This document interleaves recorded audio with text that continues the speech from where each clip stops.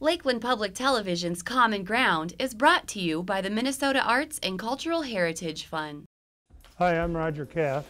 I've been a painter for 40 years.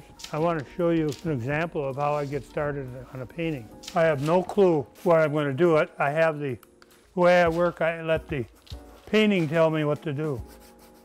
Okay? So I have no preconceived notion. And what's most difficult in this process, which is called non-objective, is getting in the present. So it may take me a week of work before I can get into the present. You just got to do it. I do my best work, the full moon and a new moon. It took me maybe 20 years to figure that out. Most of these paintings that you see around are interpretations of Lake Superior sunrises and moonrises. Since I've moved over here from Duluth, a lot of the work is involving trees. And on the black and white drawings in the other shop, I'm influenced by all the trees around here. I had a studio overlooking the lake for 20 years. That lake's a very powerful source of inspiration.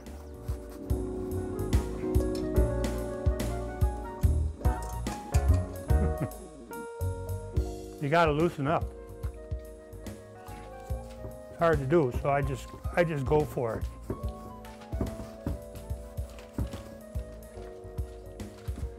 I've taught painting, drawing, printmaking, three-dimensional design at the college level. But painting was my major, but I do three-dimensional work too. What people ask you, why do you paint? And then I, of course, ask you, why do you breathe? To live.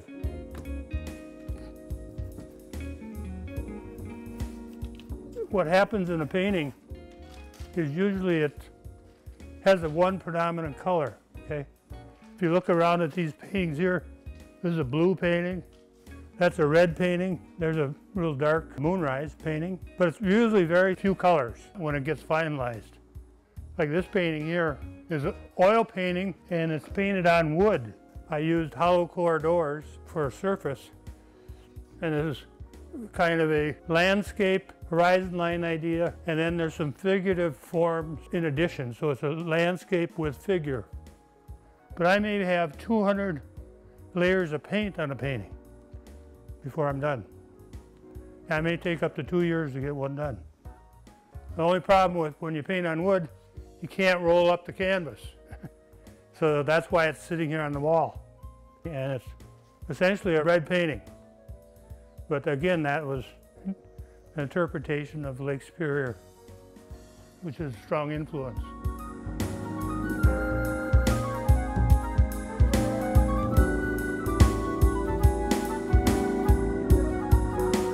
A lot of these things do a lot of tricky things once you get into it. You open your eyes. The artist sees a lot of things that other people don't see because of the trained eye thing. It's actually sometimes too much information. Over here, this is the last large painting I did, and you may see some figurative forms like a leg, and these shapes are coming in. It's not simply the horizon line idea, like this is maybe the horizon line, but it's all changing. I find this a very exciting painting. And it's on wood, and it's 4 panels hooked together. See the line here and here? 4 pieces.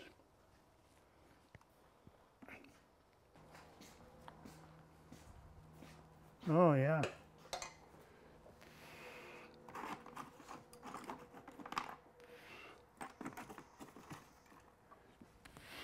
See now these lines I had there? A lot of those are gone now. So now I got to put something back in.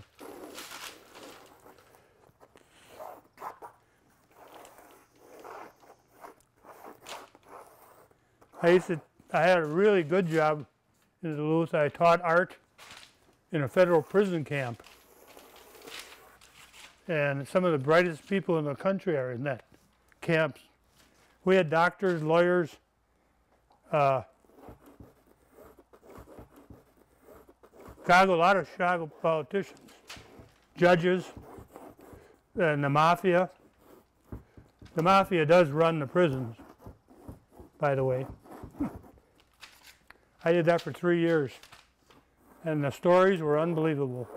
Well, they all had a preconceived notion of what art was, you know, and they wanted to work off photographs. And I discouraged that. That's a bad thing to start out with. We went to school, we worked from life. So I know how to draw, but see, I'm trying not to get images in here. And it's very difficult, actually. Very easy to come up with an image. I don't want to do things, I don't think that way. This is called Nonobjective. First non-objective painter was a guy named Kandinsky. That was about 1913. Before that, it was more of the Impressionists. Well, when I was 16, I took an art course in high school, and the art teacher says, "Oh, we got plenty of oil paint. Why don't you come back with a masonite board or a piece of plywood or something and try doing a painting?" And I did, and it was very successful. And the next one I did won first place in the St. Paul Art Center all high school exhibit or whatever it's called. So I knew from that point on what I was going to do, which was a real relief, because I grew up in a rough part of St. Paul and was pretty much a juvenile delinquent until I found this art thing. You could say it saved my life. Most every kid I grew up with was either in prison or dead. Nobody around anymore. So this saved me. And I've been fortunate to be able to paint full-time since 1985, I think.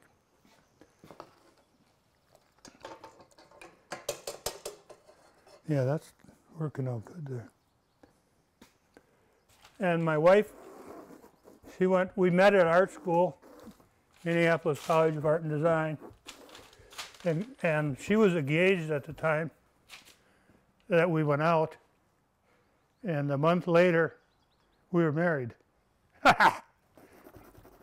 Gotta listen to your intuition, your heart. It's not too rational what goes on a lot of times. And that's 47 years ago.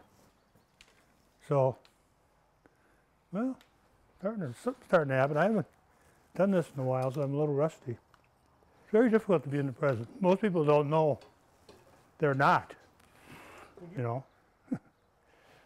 They're in the past, or they're thinking about tomorrow. But to get in the present is what you have to do this kind of work. But you might be in the present 20 minutes and get the whole thing done, you know. You see how fast I work.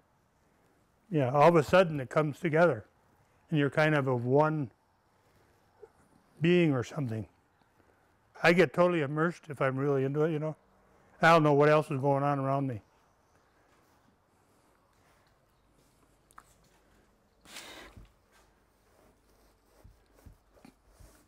Yeah, I like this. See, like in some of these paintings, you know, that blue wouldn't be painted on after the red. Okay, the red was put over the blue. And sometimes I'll save the blue, sometimes I'll paint over it. But you can see the many different levels and colorations that have occurred in the process of doing this painting. This is an oil painting. What we're painting with today is acrylic, which is water-based. These paintings are prepared in such a way that they'll last for at least 500 years. And a lot of these large ones are more for collectors, you know, collections like 3M or some collections I'm in. They're banks. Wells Fargo's like these big ones. Pentar Company bought a couple of those Moonrises. The common consumer doesn't have much of an interest or the space to put these up even. But working big is easier than working small. Small is much more difficult.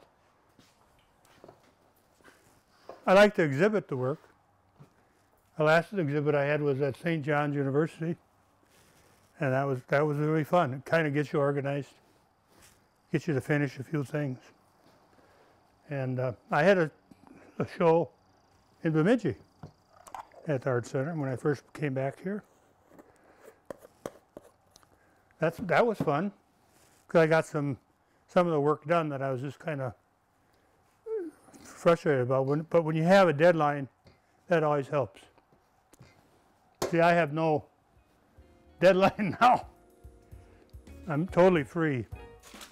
Might want to get a shot at this.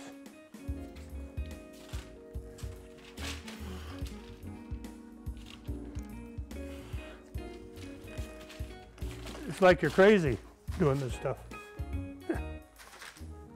But it's very difficult. People say, well, a kid could do this. I don't think so.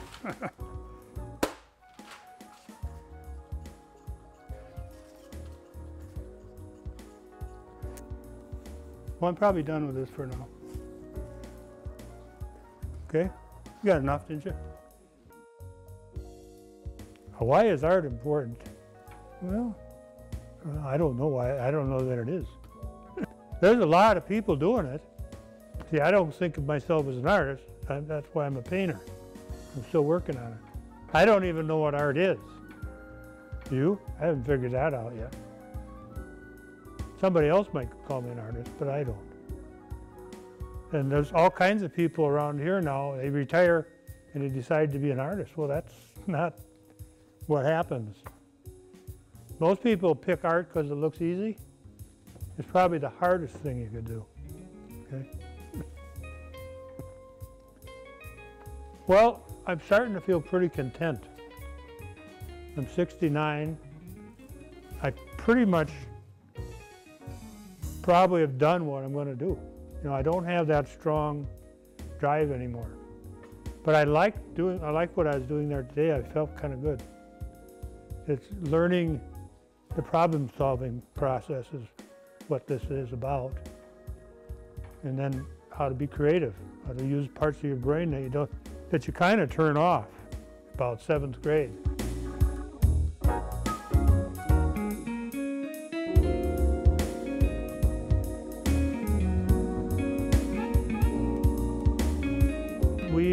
Me and my wife majored in art, and people always say you can't make a living. It's not true at all. We made a very good living.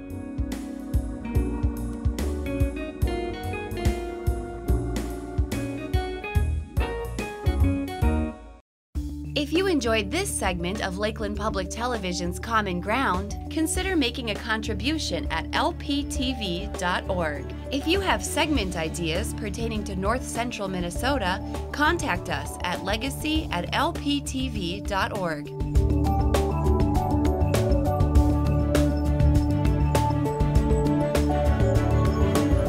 Common Ground is funded by the Minnesota Arts and Cultural Heritage Fund by the vote of the people on November 4th, 2008.